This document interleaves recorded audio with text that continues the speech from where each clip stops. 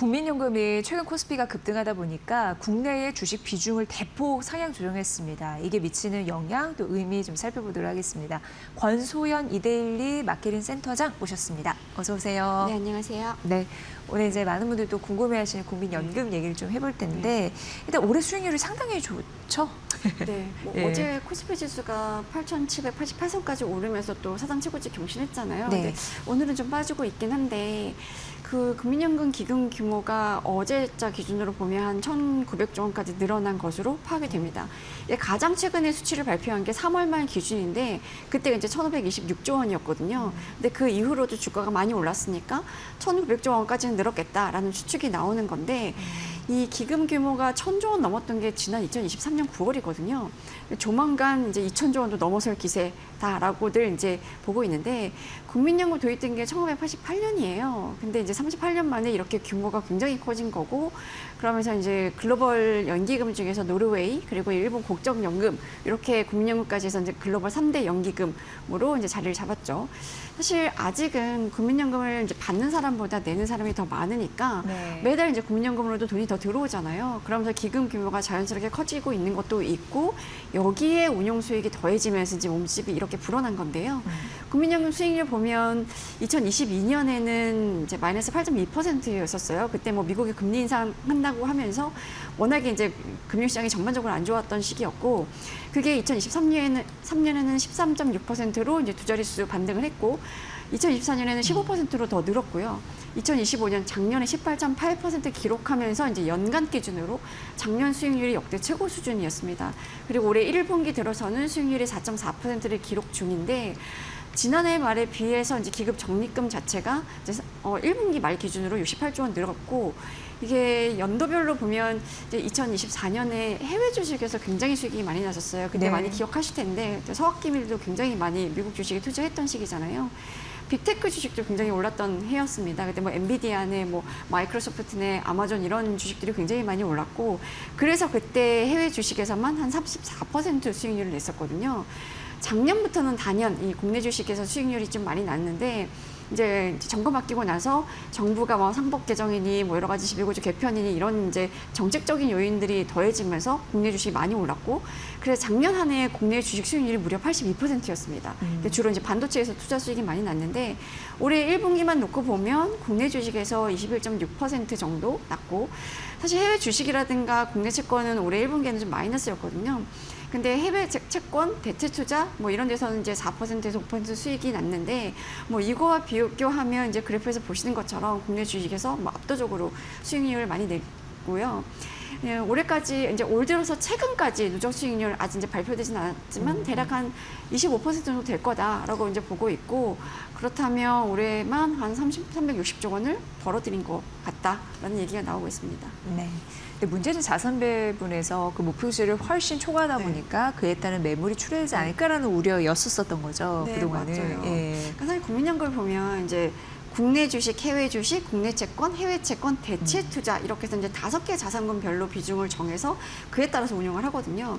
그러니까 이 자산군별 비중은 뭐 국민연금을 운용하는 운용료들이 마음대로 정하는 게 아니라 크게 이제 5년 단위로 뭐 중기 자산 배분이라고 해서 결정을 합니다. 이제 기금운용위원회에서 결정을 하는데 5년 단위를 결정을 하고 그 5년 단위의 이 계획에 맞춰서 연간 계획을 또 짜거든요. 네. 그 수치가 정해지면 그에 따라서 리밸런싱을 하는 식으로 자산분별 비중을 관리를 하고 조정을 하는데 이 5년의 중기자산 배분 계획을 전략적 자산 배분, 그래서 우리가 SAA라고 하는데 실제 운영할 때는 뭐 예를 들어 뭐 국내 주식 전략적 자산 배분은 20%다 하면 20%를 딱 맞추는 게 아니라 그 20% 기준에서 플러스 마이너스 3%포인트 범위 내에서 허용을 좀 했었어요.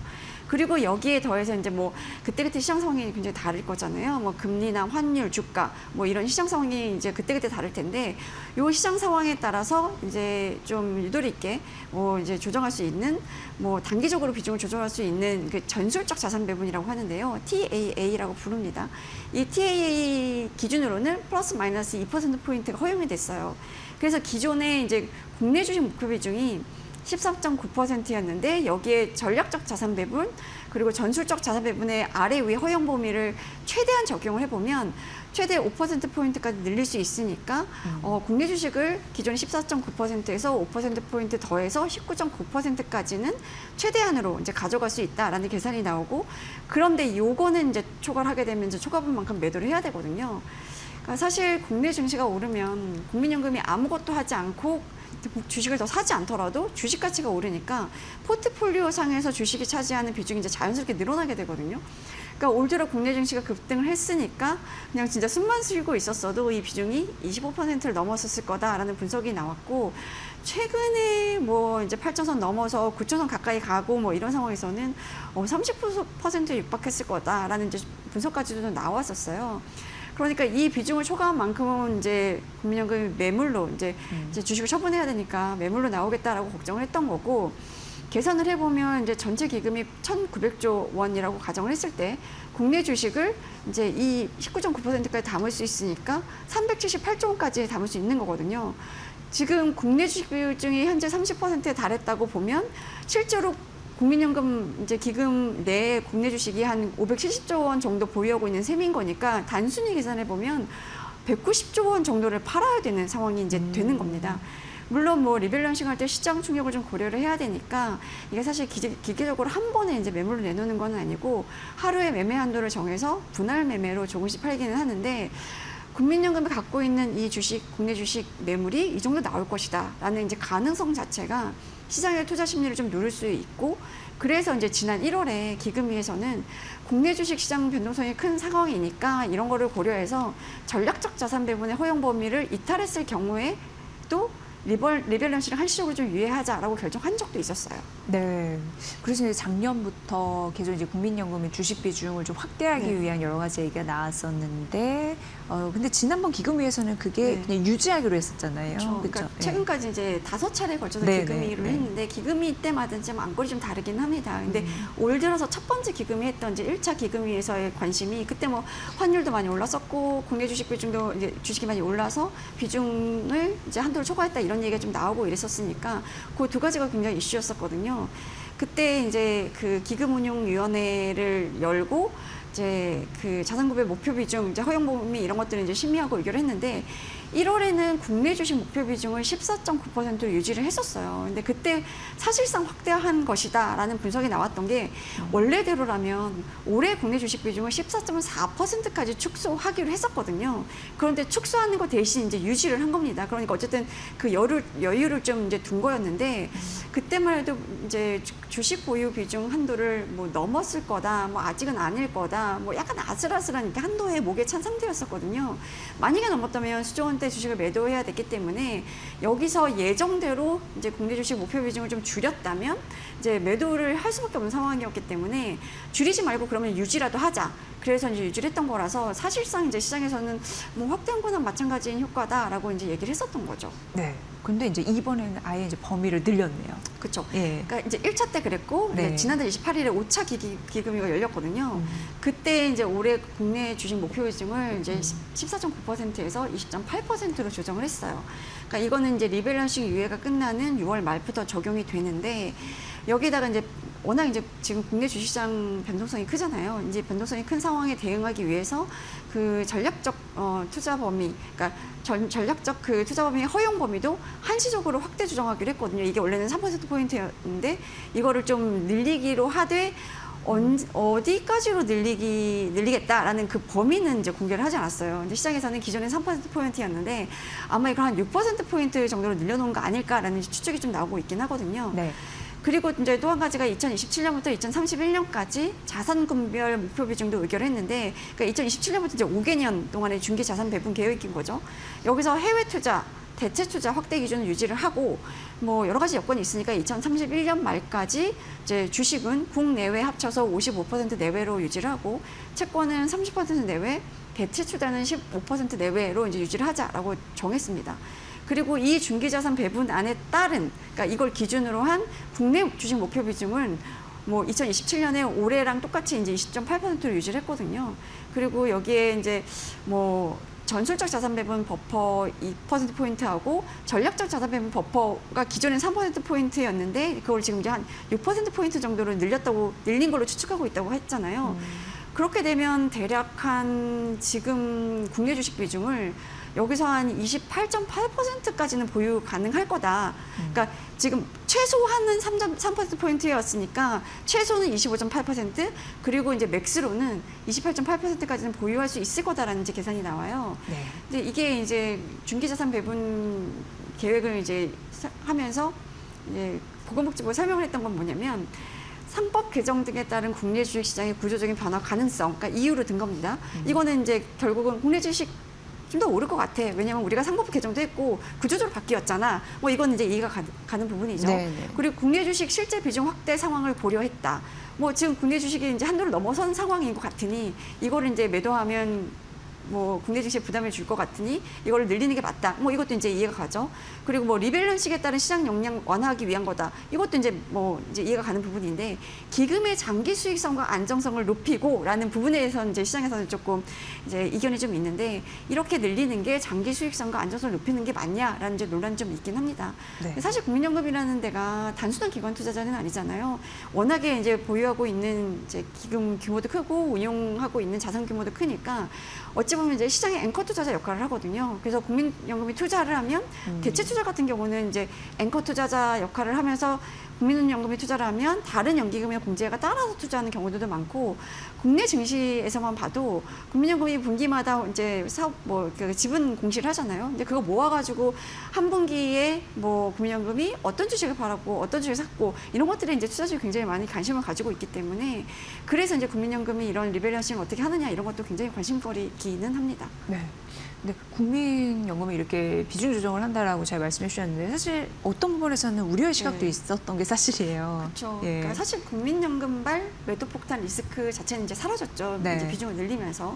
근데 뭐 여기서 이제 추가 순매수를 기대하기는 좀 힘들 것 같고요. 이미 이제 한도 늘렸어도 그 한도에 거의 찬 수준이기 때문에 뭐 당분간 대규모 매도를 안 하는 뭐 하방을 막는 효과 정도일 텐데 사실 주가라는 게 원래 이제 기업의 실적이라든가 외국인 개인 기관 이제 여러 수급 주체의 움직임 그리고 뭐 금리 같은 이제 펀더멘털 이런 것들이 다 반영돼서 이제 결정이 되는 거니까 국민연금이 지금 이제 그 자산 비중을 뭐 국내 주식의 비중 한도를 좀 늘린 거는 시장의 변동성을 좀 줄여주는 정도의 역할을 할 거라고 봐요. 근데 이제 걱정인 부분은 이 지금의 결정이 정부가 추진하는 증시 부양 기조 그리고 밸류업 정책을 성과를 위해서 이제 국민연금이 동원되는 거 아니냐라는 이제 시각들인 건데 사실 작년 12월 이제 이재명 대통령이 코스피 오르는데 국내 주식 계속 팔아야 되냐 이런 이제 멘트를 했었잖아요.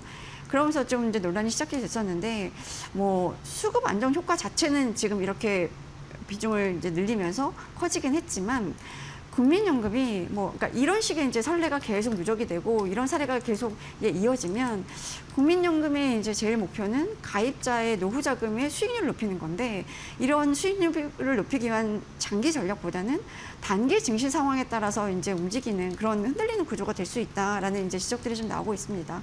네. 그리고 또 주가가 올라서 국민연금 내의 국내 주식 비중이 목표치를 상회하면 사실 이제 자연스럽게 차익 실현하면서 과열됐던 시장을 좀 조절하면서 이제 그 증시가 차근차근 올라갈 수 있는 조금 이제 다지면서 올라갈 수 있는 그런 이제 환경을 만들어주는 역할도 하는데 이제 국내 주식 비중을 좀 확대를 하면서 이런 역할을 국민연금이 제대로 할 수 있겠냐라는 이제 지적들도 좀 나오고 있죠. 네.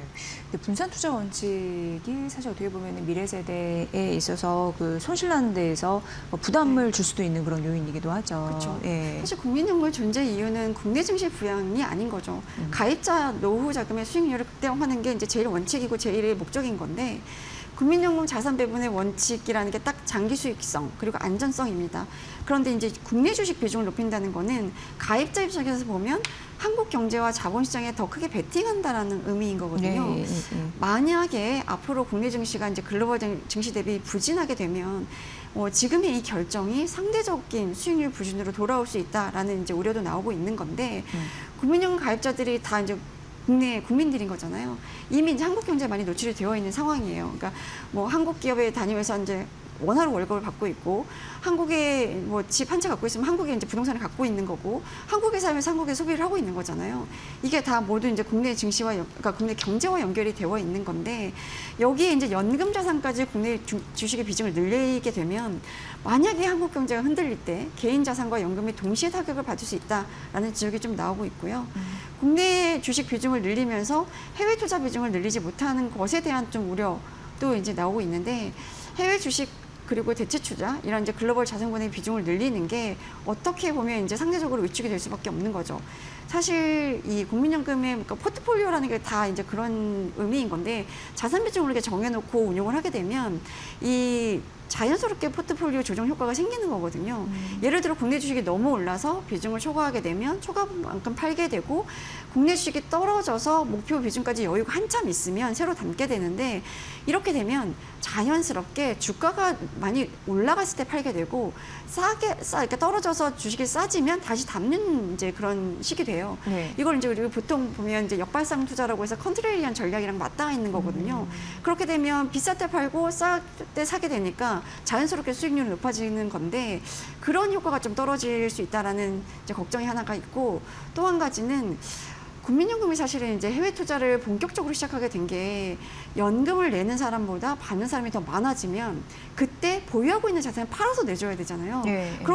그런 상황에서 국내 주식 비중이 너무 크게 되면 국내 증시에 국민연금발 매물이 나올 수밖에 없어요. 그러면 국내 증시 수급에 부담을 줄 수가 있고 글로벌 증시에 비해서 국내 증시가 그래도 많이 성장하긴 했지만 여전히 이제 규모 자체가 그렇게 큰 편은 아니잖아요. 이 매물이 나왔을 때 이걸 다 소화할 수 있을 만큼 충분히 수급 주체가 이제 탄탄하냐라고 보면 아니라는 거죠. 그래서 국내 주식 비중을 이제 장기적으로는 줄이고 해외 주식 혹은 해외 대체 투자 비중을 좀 늘려가자라는 이제 기조였던 건데 지금 이제 국내 주식 비중을 늘리면서 이런 정책적인 흐름 이게 조금 이제 약해진 면이 있다라는 게 한 가지 있고요. 뭐 글로벌 연기금들은 지금 보면 이제 대체적으로 해외 주식 비중을 확대하고 글로벌 분산 투자를 좀 늘리는 추세거든요. 그러니까 기금 규모가 커질수록 해외 분산 투자를 확대하는 분위기인데 그거에 조금 이제 역행하고 있다라는 지적이 나오고 있습니다.